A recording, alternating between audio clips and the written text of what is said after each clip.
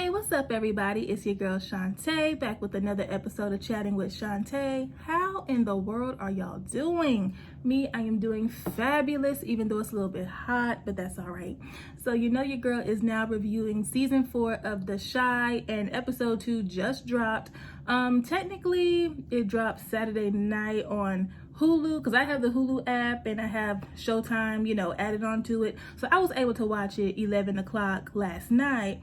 And, today is Sunday, so if you don't have the extra streaming apps and stuff, you can catch it on Showtime tonight. So, as always, a little disclaimer, if you haven't watched the episode yet, pause this, whether you're listening to the podcast or you're watching me on YouTube. Pause this real quick, go watch it, and then come back, because your girl don't really do spoiler free. We're gonna talk about some things, all right?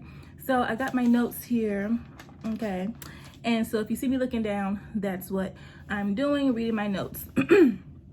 So before we get started, y'all go ahead and like, comment, subscribe, turn on notification bell, and let's get into it. So at first I thought I wanted to review the show like in sequence, like how everything happened and everything, but I'm like, that's a lot to do. So I'm gonna do it character by character, or storyline by storyline, really. So it may not be in like the chronological order of which it happened, but y'all gonna get the gist of it, okay? All right, so get your snacks, get your drink, get comfortable, and let's go. So even though I said I wasn't gonna go in order, it did start off with Emmett and Tiff. So I'm gonna start off with Emmett and Tiff and all the stuff that they're going through. So we saw in the synopsis of this episode, it did say Emmett was gonna come clean to Tiff. We all know, season 3, Emmett and Dom, they had sex, and we've been waiting to see if Emmett was gonna tell her. We saw last episode, he was sweating bullets and thinking every time they was talking, his cover was gonna get blown. So it starts off with Emmett having this nightmare that Tiff is chasing him around their apartment or their house with a knife after he done confessed that he and Dom actually had sex. So she's chasing him around, chastising him, trying to kill him basically. And then we find out that he's having a nightmare. Tiff wakes him up, and yeah. So he almost ruined his cover when she was waking him up, because he asked her if she was mad about something, and she was like, should I be? And it was like, Emmett, please just get it together, okay? So later on we see that he's fixing breakfast, and Tiff is getting ready to do a weed drop. I'm not really sure what the technical term is. A weed drop, whatever. She bringing the weed to somebody, okay? And weed delivery. And she's telling him that she's going to the studio. He doesn't really want her to go because the rappers there, they really about that action. Like, they're not just rapping about killing people, they actually do it. And she's like, nah, forget all that. Plus I'm meeting a female rapper, Dreezy. And so he's like, well, she always talking about how, dudes ain't about nothing. And she's like, well, that's true. So then he kind of feels a type of way about that. So she leaves, and that's that on that. Then later on, we see Emmett and Darnell. They go to Keisha's job, which we'll talk about in a second. And, at first, Emmett thinks Darnell is talking to him, telling him that he needs to tell Tiff the truth. But he's actually on that good old Bluetooth earpiece that we just love so much, okay? I just feel like that Bluetooth earpiece needs its own, name, like little credit, like rolling credit on the thing on the show. But anyway, so we see Emmett and Keisha, they're talking, and basically Emmett is telling her that she really needs to tell Tiff the truth, and Keisha's like, well, I've been told you to do that. And so remember last review, I couldn't remember if Keisha knew about Emmett and Dom or not, and if she did, if that would ruin her developing relationship and friendship with Tiffany, because how would Tiffany feel? Because now we all know, everybody knows about Emmett and Dom, except for Tiff, until we get to that part where he tells her. But I just really hope that, Tiffany doesn't, I don't know, stop being friends with Keisha, because it's really nice to see them getting along and everything like that. So really interested to see how that's going to play out later on in the future episodes. But then we switch gears, and Emmett's asking Keisha how she's doing with the pregnancy and things like that. And Keisha is stressed, all right? She is stressed, and we'll get more about her in a minute. But they have a good kumbaya moment. Like, it's really good to see that they're actual just good friends, even though they did have something in the beginning. But it's good to see that they're remaining friends and checking up on each other's well-being and things like that. So then we get the scene where all shit hits the fan, okay? It all hits the fan. So Tiff and Emmett, they're having sex, doing what they do. And he's, you know, doing what he has to do. And then he keeps hearing Darnell's voice kind of like taunting him, like, yeah, you putting it down, but you putting it down everywhere, huh? So it's like he's talking to Darnell, but Tiff thinks he's dirty talking to her. And, you know, after a while, she's like, okay, what is wrong with you? Because you've been acting weird since we got married. Are you having regrets? What's really going on with you? And so he's like, nah, but I do have to tell you something. And then he confesses finally that he and Dominique had sex. Now, another YouTuber, Mark Dark A, shout out, he was like, if I were if I were Emmett, I would have put emphasis on before we got married, I had sex with her. Now, to me, before, during, after, that don't make it right, but I guess it could, you know, soften the blow a little bit. I don't know. What y'all think? Do y'all think Emmett should have, you know, emphasized the point before we got married, I had, you know, sex with Dominique? But Tiff wasn't trying to hear anything. He was trying to talk to her. He was trying to, tell her that he loves her and things like that, but she just gets dressed and leaves. Now, before we get to that part, I'm sorry, we have one more part where, now y'all remember Dante, okay, Corey Hardrick's character, the guy who has a crush on Tiffany, real major, and I thought they was gonna mess around last season, but they didn't. And we got a scene before Emmett told Tiff the truth, where she was over at his house, you know, dropping off some weed. Again, I don't know the technical terms, weed supply, weed delivery, a drop off. I don't know, but she's over at his house, and you know, you can tell the chemistry is there. Like, you can tell, we could tell last season, but they're just kind of looking at each other. And so he asks her, you know, how's married life going? So she's like, oh, it's cool, you know, whatever. And he's like, okay, well, you sound bored. And she was basically like, listen, we've gone through so much, we've been together, so this ain't really nothing new, and I would rather be bored than be in some more drama with him. So she kind of alluded to the fact that, yeah, it's kind of boring a little bit, it's cool, you know, I've been with him forever, so this ain't nothing too new. So then after we see that Emmett revealed the truth, she makes her way to Dante's house and they have sex. And I'm just like, this, I get it. Okay, I know you're hurt. Okay, but Tiff, I don't really think we had to do that. I mean, I get it. I mean, you know, the chemistry was there and, you know, you're hurt, so this is good revenge, but this gonna be one big blow up. But I will say, I'm so glad that the writers didn't drag out Emmett keeping this from Tiff for like 4 or 5 episodes. Like, I'm just so glad they got it out the way in the beginning, like the 2nd episode, so that way we're gonna see how they're gonna maneuver through it, what they're gonna be doing to each other, revenge this, revenge that. Are they gonna break up or whatever? Because they just got married, so, you know, it's been a few months, I suppose.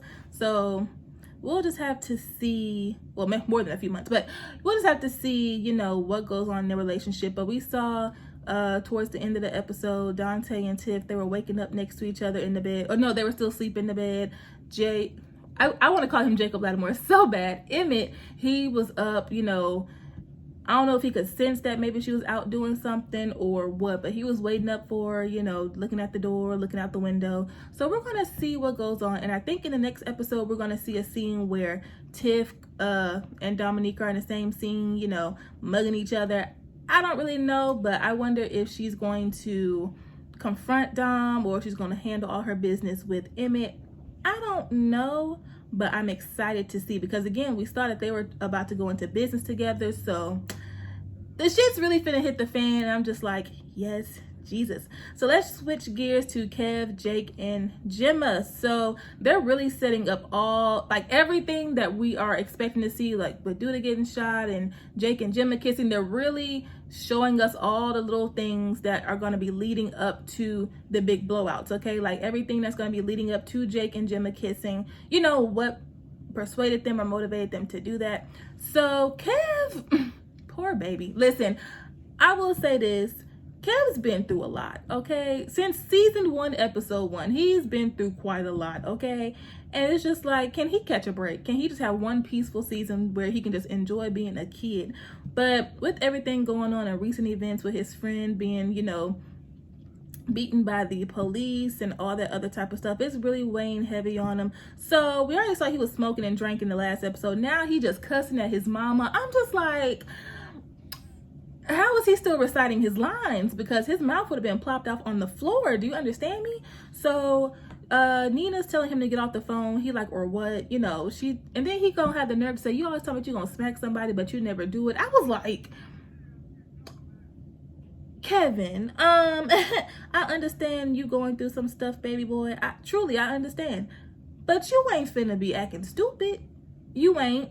So Nina trying to take his phone and he just like, whatever. So then they ask him, them as in Dre and Nina, they ask if he's excited about the college tour, because we know that's the episode that this is about. They go on a little college tour and he's like, whatever. So he's just going through his little thing, okay? He's just, so then we get to Jake's house. He's packing and Imani left him a box of condoms because, listen, she already knows young boys going off to college, getting a little taste of freedom, they might act a little crazy. So she's like, I'm not expecting you to act crazy, but if you do a little something, just protect yourself, okay? So then Trig comes and has a little talk with them. He's kind of worried about Jake going off on his own, only because of what happened with the police and things like that. And Jake just tells him, listen, I can't hide out here forever, okay? I need to go out and, you know, explore things and things like that. And Trig tells him that he doesn't have to be tough all the time. And Jake says, yes, we do. But then we get this little soft moment and Jake tells Trig that he loves him, and that was just a sweet, you know, brotherly bonding moment. So then we get on the bus and Jake is sitting off by himself for a little minute, and Gemma's recording this video, I guess for her YouTube channel or whatever, and she's like, okay, Kevin, look excited, get involved. And I was like, ooh, all right, girl. So she's basically recording, telling them, yay, we're going on this college tour. I plan on studying. Listen, I'm not even about to sit up here and try to remember what Gemma said she wanted to study, but it sounded medical and it sounded scientifical. So we're going to say that. She's like, I'm going to get my bachelor's degree in this, that, and the third. I'm going to get my master's degree in this, that, and the third. I was like, yes, ma'am. And then she's like, Kevin, what about you? And Kevin, being a typical 15, 16-year-old, you know, he doesn't really have it all quite figured out quite as easily as Gemma does. So he's like, I don't really know. And she's like, I can't post that, okay? We're not gonna look equally yoked. People need to know that we're on the same page. So Kevin's like, so we're not gonna be equally yoked just because I don't know what I wanna do in college just yet. I'm only 15. So they kind of get into a little debate about that, and he kind of pushes her off of him like, okay, just leave me alone. So again, we're seeing all these little arguments, all these little disconnects that they're having that's going to lead up to Gemma maybe confiding in Jake or vice versa. So then on the other side with Jake, well, before we get to this, Kev's trying to spark a little conversation with Jake about his arm and ask him how he's feeling, and you can tell that they haven't completely gotten over what happened from the last time, because we know Jake was feeling some type of way that Kevin didn't really do as much as he wanted him to involving the police. So Kev's trying to ask him how he's doing, and the conversation's a little strained, a little dry. I'm like, ugh, okay, you know, but again, it's all leading up to what's about to happen. And the way Kevin's, you know, lashing out at everybody and just kind of pushing them away, we're gonna see how that's causing other people in his life to get closer, hence Jake and Gemma. So then this white girl comes and sits next to him, sits next to Jake. I think her name was Nicole or something, whatever, child. So we saw in the preview that they was gonna be kissing, and I was like, I hope this ain't a little fast tail college girl messing with this little boy. Please don't let that be happening. But no, they the same age, they at the same school. And here she comes talking about, oh, poor baby, I can't believe you're in this situation, but you know, I thought it was really brave the way you stood up to the police officers, and just to let you know, Black lives will always matter to me. I said,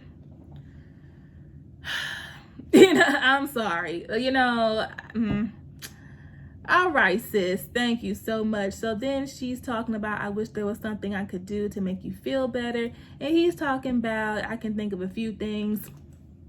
These kids is grown, okay? I don't really have the time. I truly don't. But they get to the college and Gemma is just talking and talking and talking and talking. She's going on and on about how, you know, college is like one big financial scam. You get into all this debt, and for what? Some of the most successful people in the world didn't even go to college. And Kev's like, yeah, like Bill Gates and those people. But the chance of me being Bill Gates, you know. So basically Kevin's like, I'm gonna need a college education to fall back on because I don't really have it laid out the way other people do. I don't have that advantage like other people, like people with money and things like that. So Gemma's basically telling him to quit thinking so little of himself and all that other type of stuff. So Kevin basically is like, listen, sis, I'm finna go find Jake. You're getting on my nerves. You've been talking since we got on the bus. I'm tired of hearing you talk. Leave me alone. So again, he's dismissing her again. Now, Gemma was getting on my nerves too, because sis can talk. But again, we're seeing the way he's just pushing her off and distancing himself and being really, passive aggressive and just kind of rude to her, and that's going to make her feel some type of way. So Kev is texting and calling Jake, and where's Jake at? Oh, he's somewhere in the bathroom hooking up with Nicole, and I'm just like, all right, I see where this is going. So later on, they reconnect and reunite, and they go and they stumble upon these college dudes, and they're playing video games. So Jake's like, and the video games ain't really my scene, but I bet you could take their money. So he gives Kev some money, and Kev's in there. He's having a good time. I like how they accepted him. They weren't like, oh, he's just a kid, whatever. No, they let him come in and have fun. That's great. But then later on, we see that he's still playing the video games. He's taking their money, having a good old time. Just pure, clean, wholesome fun, So then one of the boys next to him is like, you ever do some blow? I said, what? And then he asked me if he did something else. Some other drug.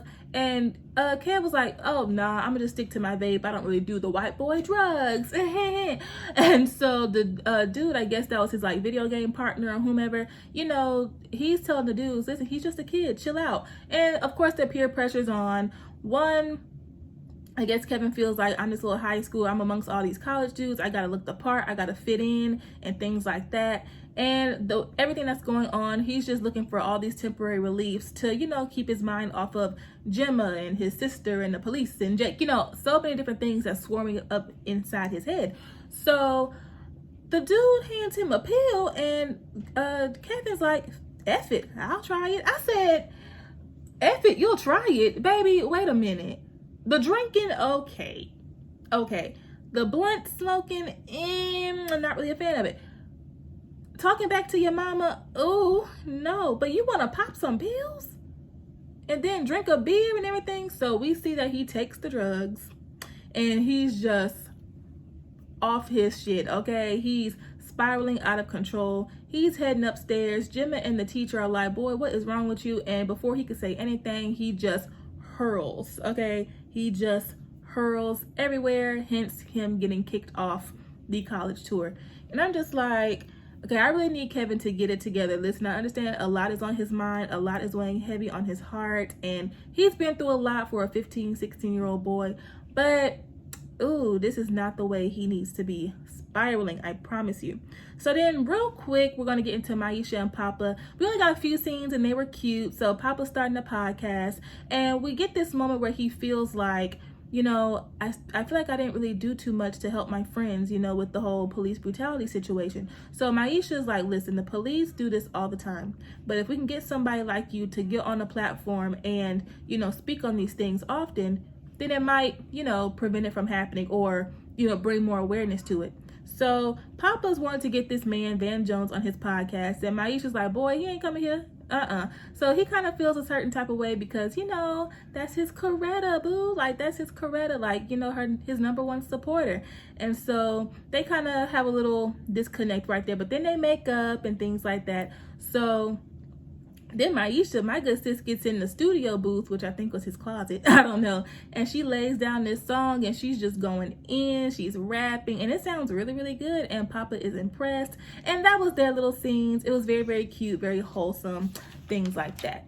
Next, we're going to get to Duda, Rose, and Marcus. I think his name is Marcus. It's either Marcus or Malcolm. Forgive me. Gemma's daddy, okay? St. John, him. So the first scene we get with them is they are at the hospital and Duda's watching the video of Jake being beaten by the police officer. And I'm like, why are they at the hospital? Because I know Jake ain't there. So what's going on? So no. Well, first, before he gets into the hospital room, Marcus is telling him, listen, you really need to watch the way you handle things, okay? Do not let your past influence the things that you're doing. And Duda's like, listen, dog, because of who I am and the way I am has gotten me to where I am. So don't you forget, I don't work for you. I'm the HNIC. I'm the head nigga in charge. I said, okay, Duda, okay. You know what? Let it be known. Listen, Duda is fine. I'm so sorry. Duda is fine. Like, it's always the bad guys. It's always the bad guys. It's always the guys you're not supposed to root for that be the fine ones. Oh, when he took off that suit, jacket to paint with Tracy. Sorry. Anyway, so Duda basically shuts him down like, listen, remember who I am. Okay, know your place. Don't touch me. Know your place. So then he goes into this hospital room. I'm just like, who is he going to see? It's Officer Reeves, aka the cop who beat Jake. So he's kind of, confronting him, basically saying, you've had quite a few run-ins with teen black boys. Is this a pattern of yours? Are you a good cop? Are you a bad cop? And Officer Reeves is like, listen, I am a husband. I have 4 boys. When I put this uniform on and I leave, they don't know if I'm gonna make it back home or not. And Duda being a black man, he's like, yeah, I can understand that. So they're going back and forth. Officer Reeves accuses Duda of sending Trig to, rough him up. And Duda's like, are you accusing me of breaking the law? Really? Really? Okay. And then Officer Reeves had the nerve to talk about Jake Taylor assaulted me. And I'm just like, attacked me. Did we watch the same video? Do you need to see the video, sir? Because you were the one doing the attacking. That's what Duda said. It didn't seem like you were doing that much talking in this video. So he just confronts him and is like, look, we got your files. I know what type of cop you are, so you might want to check yourself. So then we have some protesters in the front of the hospital, and this scene was very chilling to me, only because one of the posters said justice for Jake Taylor, and it made me think, wow, what happened to him shouldn't have happened. He shouldn't have had a broken arm. He shouldn't have had a busted lip or nose or black eye. None of that should have happened. But thankfully, that's all that happened, okay? Because that justice for Jake Taylor could have been him being another hashtag, okay? He could have been killed and things like that. So again, what happened to him shouldn't have happened. But when I saw that poster, it was like, wow, it could have been so much worse. It's hella bad enough, okay, what happened to him. But yeah, so there's the protest outside, and basically Duda's like, as of now, okay, because of everything that's been going on, Officer Reeves will be leaving the Chicago Police Department. I'm just like, you better make the call, sir. You better make the call, okay? So after that, we see Rose and Marcus, they're watching the news, because after Duda made that big announcement, the news anchors, they're like, okay, was that a bold move? Was that a dumb move? Like, should he have done that? As mayor, I wouldn't have done a move like that. So Duda comes in, and Rose and Marcus are telling him, listen, you really need to be careful. You can't just be making bold moves like that. Like, you're in a certain position now. You got to watch your back, because now you're going to be making a bigger enemy of yourself, because not that many people like you, sir. So you doing all of this, you're just bringing more attention to yourself in a negative way. So Rose like, promise me you won't do anything stupid, basically. And Duda's like, I can't promise you that. I got to trust my gut. Now, what Rose said next, it was like, oh, sis, okay, because again, we know Duda's going to end up getting shot in one of these next coming episodes. And again, the way they're setting all of this up, it could be anybody. So you got to really pay attention to what things people say to him, how they're interacting with him, to see who would have a big motive to shoot him. So Rose, after Duda says, I got to trust my gut, Rose says, well, don't let your gut get you killed. And I was like, because it's already a whole bunch of people thinking Rose shot him anyway. So he turned around and he's like, was that a threat? And she's like, no, I'm just trying to protect you. And it was like real sinister. It was like, I'm just trying to protect you. I was like, oh, Candy, you're the shooter, like crazy. So then Duda calls this impromptu press conference, and he's basically talking about how there's this big division between the black community and the police department. We as black people, we can't do the simple common things as walking down the street, jogging, go to the store without fearing for our lives. So he says, I am officially defunding the police. I was like, here we go. Didn't they just say you shouldn't be making these bold statements like this, sir? And here you go making a really big and bold statement. So Rose and Marcus, they're looking at each other like, this is not going to end well. And it's not. And it's really not. And so we see Duda, he's leaving, I guess, the same building or whatever. And later that night, and we see 2 police officers, they're riding by just looking at him like, watch your back. And he's looking at them like, watch y'all's back. So I don't know, okay, again, because I wasn't expecting, even after the last episode, I wasn't suspecting an officer to maybe shoot Duda. But again, we're seeing how many enemies he's making of all these people that, and it was really easy to assume that the person who shot Duda was somebody that we were already introduced to on the show. But now, we got more officers involved and things like that. And with recent events and firing one of the officers and now defunding the police, it's like, okay, now you're making enemies with the law enforcement. All right, so many people now have a motive to want to take Duda out. And we get a scene at Rose and Duda's house where,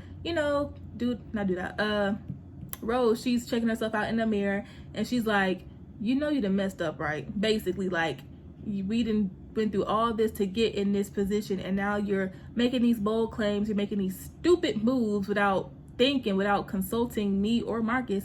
So what's going on? I didn't sign up for this. And Duda flat out tells her, yeah, you did. So it's gonna be real interesting to see how this plays out, because again, with Rose being his wife, not only does Duda have a target, but anybody affiliated with Duda has a target on their backs, because he's really making these big, bold, irrational, I don't know, type of moves. But we're going to see how that plays out. It's just going to be really interesting to finally see who shoots Duda, because anyone who does it is going to have a motive. So next, we're going to get to Trig, Imani, and Rashad. I was super excited to get introduced to Rashad's character. So first, we get to see where Trig, he's fixing breakfast, and he's just having these flashbacks and all these thoughts about what's been going on and how he beat up Officer Reeves in retaliation for his brother. So it's really weighing heavy on him. I'm not really sure if it's him having regrets, because listen, he was dead set, like, whoever did this to my little brother, they need to get dealt with. So I don't know if he's really having regrets or second thoughts. He just knows that this isn't over, probably. He just knows that, okay, after this retaliation, we're really going to have to be on guard even more than before. So Imani comes in and basically tells him, listen, you did what you had to do, okay? You did what was right. And she gives him a little pep talk, and then they had this little conversation about does sugar go in grits and things like that. For right now, sugar does not go in grits. I don't know who started that lie. I don't know who started that rumor. I don't know who told y'all that. But salt, pepper, cheese, occasionally, that's what goes in grits. This is not up for debate. If you put sugar in your grits, we can't be friends. So I'm just kidding. I love everyone.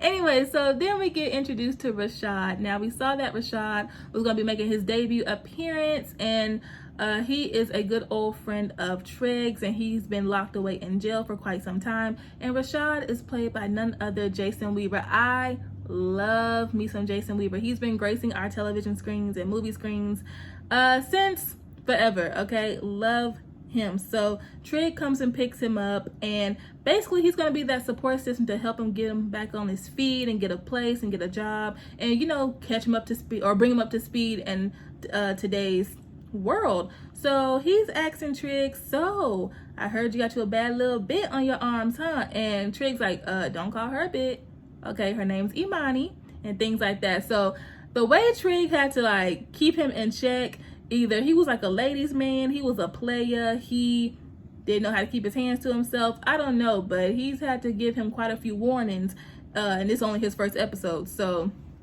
we might have to watch out for Rashad. I hope not, but whatever. So they're throwing him a surprise party, like a welcome home party with all his friends and family, and once he gets there, he's meeting Imani for the first time. Now, the reason I said meeting was because when Imani and Rashad saw each other, it was like they were both taken aback, kinda. And so to me, it looks like one or two things. I don't know. One, it was giving very much, we know each other, but Trig doesn't know we know each other. So let's just, put on a facade. Let's just smile and nice to meet you. We've seen that before. Or it was giving, because we know Imani is a transgender character. So maybe Imani wasn't what Rashad expected. Maybe. And he's kind of like, oh, okay.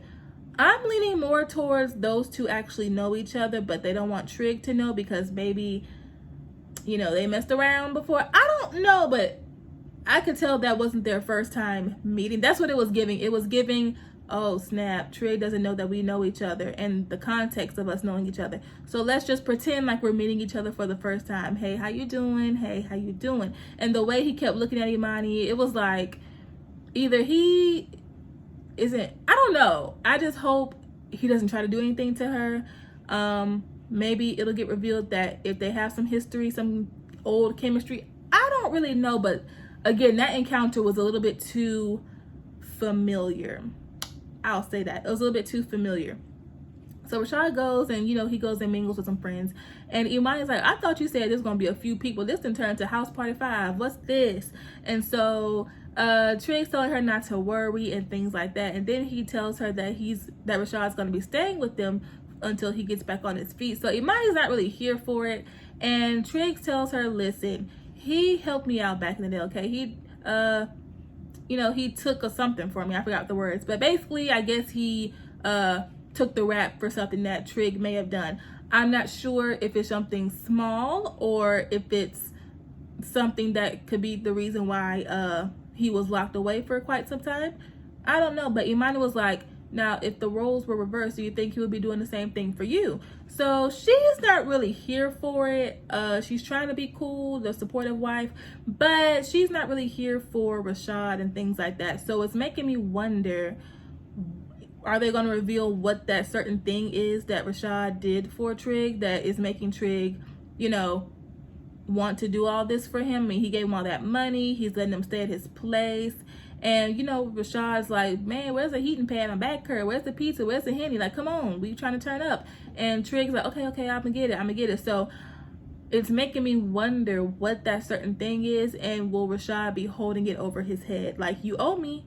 Remember, I took the blame for you, you know, whatever it is. So we'll just have to see, okay? I don't know. I just really hope he don't try nothing with Imani, because remember in that montage in the very beginning of the last episode, we saw Imani throw clothes or something at a dude and she was like, F you. Now, the first assumption would be that it's Trig, but again, just basing off the way that they were interacting with each other, Imani and Rashad, it could be Rashad. We don't know. We'll just have to see. But, oh, one more thing. So later on, we get the scene where Man, the dude who came in the barbershop the last episode, he's getting hemmed up by the police because the police are talking about he was disturbing the peace and blah, blah, blah. So there's a few bystanders, they're watching what's going on. And then Trig comes out the corner store and he's like, okay, let him go. Like, everybody in the community knows him. He wouldn't hurt a fly. Like, what are y'all doing? So he's like, everybody get your phones out. So everybody starts recording and that pressures the police to let him go.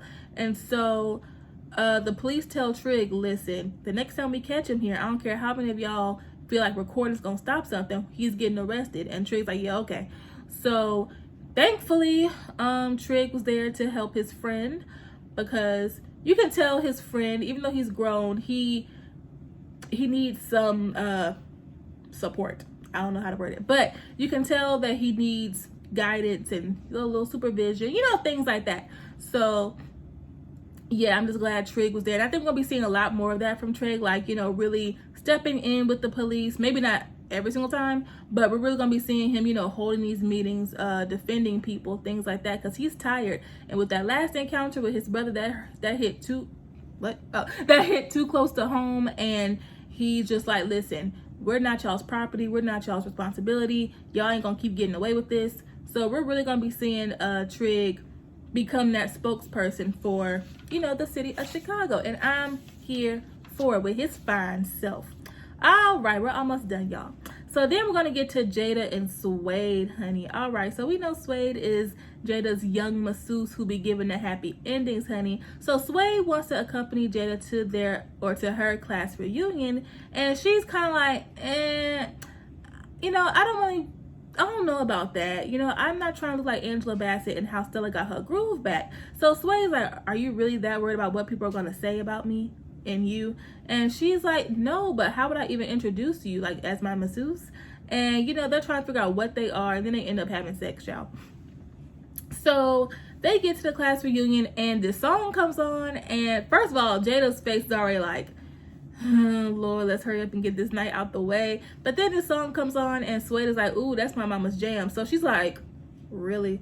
And so he's like, I'm just playing. So then this woman who went to high school with Jada, who Jada don't really F with like that, she's like, ugh, here comes Monique, I think was her name. So the woman comes up to them, and Suede is like, you know, trying to look away, trying to hide his face. And she recognizes him. And Jada's like, well, how do y'all know each other? So Suede tells her, oh, I've given her a massage before. And the lady, Monique, she's like, oh, you gave me more than that. So I was like, Suede, baby, what is wrong with you? Like, what's going on? So Jada's like, are you effing kidding me? Are you serious right now? So he's like, listen, you're the only other person that I'm servicing like that. And she's just like, forget it. So she walks away.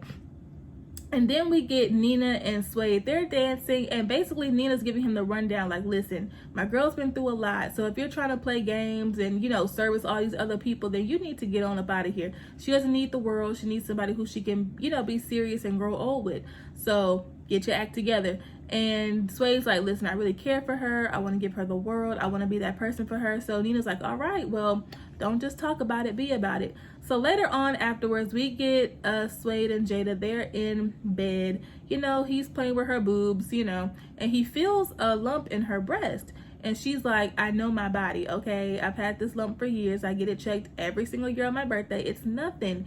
And Suede's not really convinced. So he's like, I would really appreciate it. I would feel more comfortable if you were to go get it checked, like, tomorrow.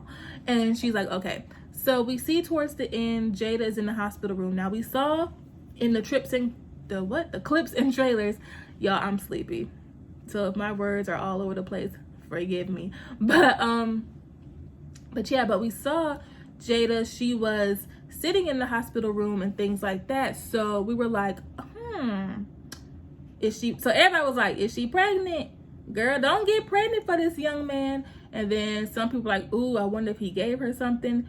Breast cancer was not on anyone's radar. I think maybe a few people may have guessed that, but it was really giving pregnancy tease. But she finds out that the lump in her breast is indeed cancerous and that they need to run more tests to see what stage the cancer is in. I legit teared up. I was like, what the hell?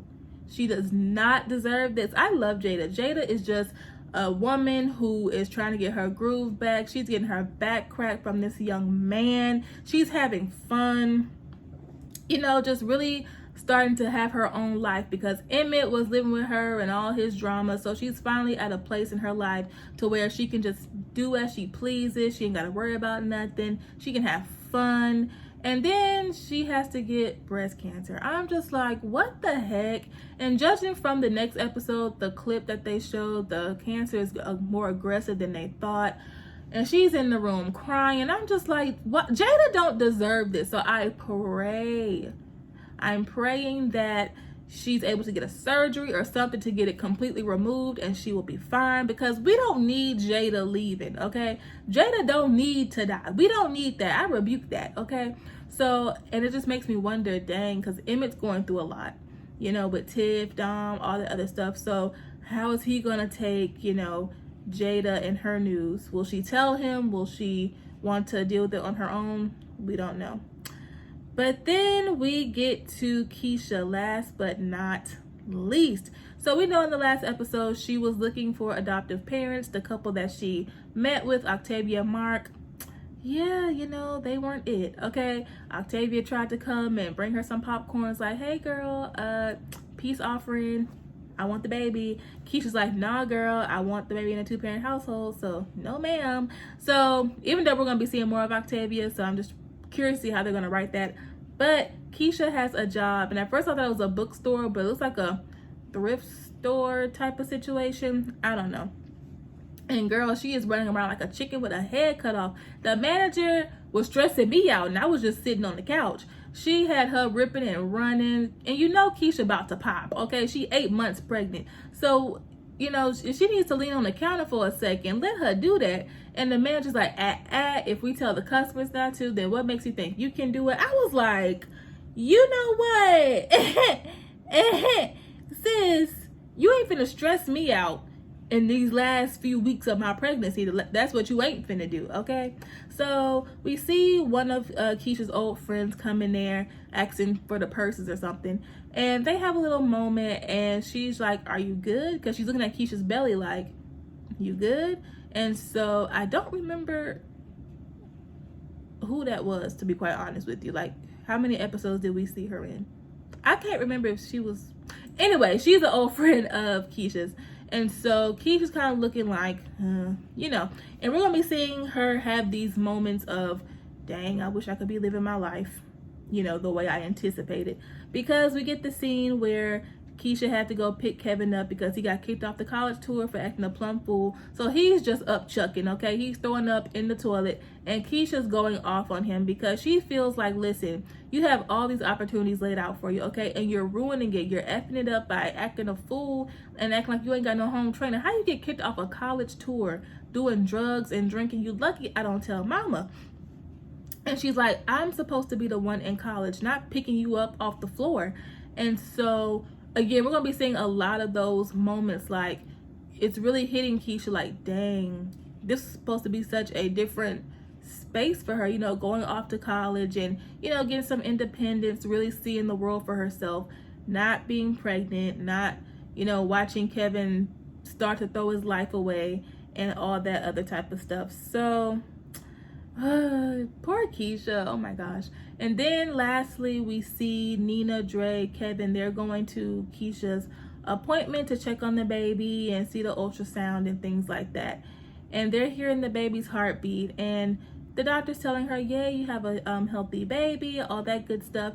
And Keisha is just, you can tell that she's having second thoughts about everything because she didn't go through with the abortion, and she was adamant about finding a 2-parent household for her baby. So she was good with giving the baby up for adoption.